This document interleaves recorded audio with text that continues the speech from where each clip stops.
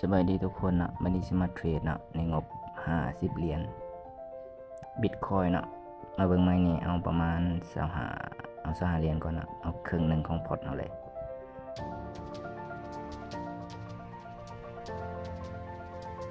โอเคไม้นี่มัน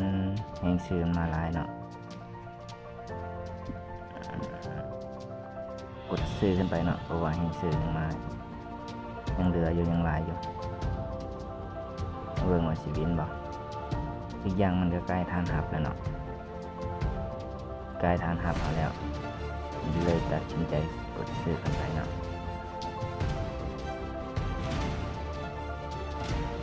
ขึ้นไปลุกขึ้นไปเชื่อมันอยู่ไม่เพราะว่าอดีต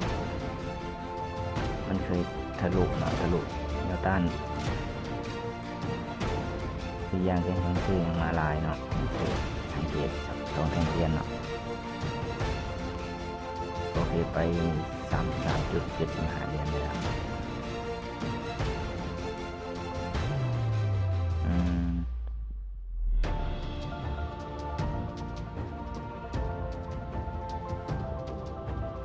โอ้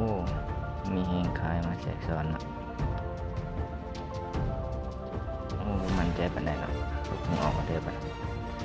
เอาแต่ไม่ตัวของมันใจเนาะ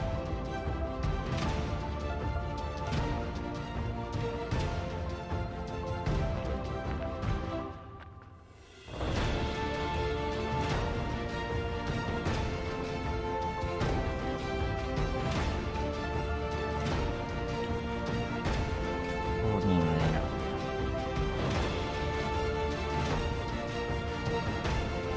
โอเคมาออกมาเด้อไหมนี่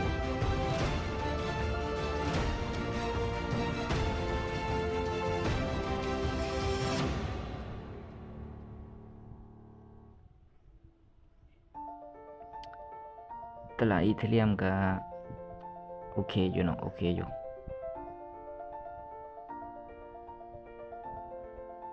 โอ้ยังขายมาหลายเนาะ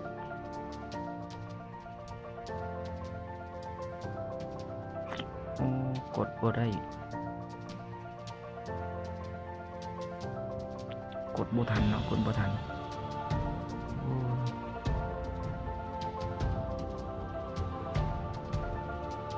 ตัดคอยกันนะไปอีเธเรียมนั่นแหละ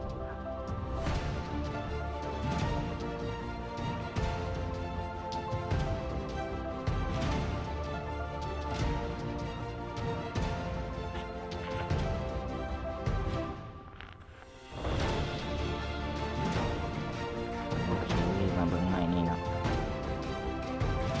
ตอนนี้เฮงซื้อกำลังมา100%เนาะโอ้เฮงขายกดมาแล้วโอเคไหมนี่เนาะโอ้เขาขึ้นไปโอเคออกออเดอร์ไหมนี่เนาะกดขายเนาะกดขายไหมนะเพราะว่ามันกำลังก่อตัวเป็นเทรนขาลงนะแล้วมีแห้งขายมากดราคาเนาะเชื่อมันว่ามันลงมาได้ลงมาโอ้งาม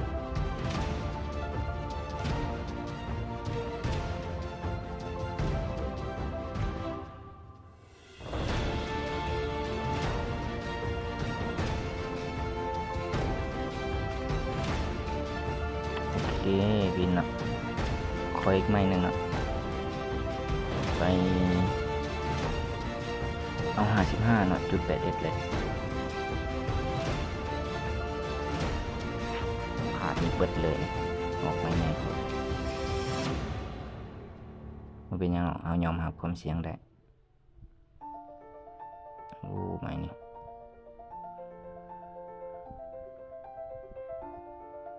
ซื้อขึ้นไปเนาะซื้อขึ้นไปครับ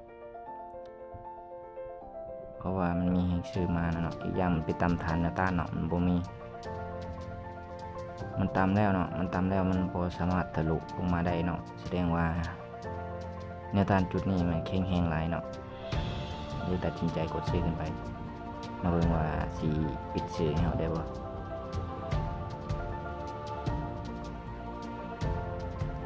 ขึ้นไปลูกขึ้นไป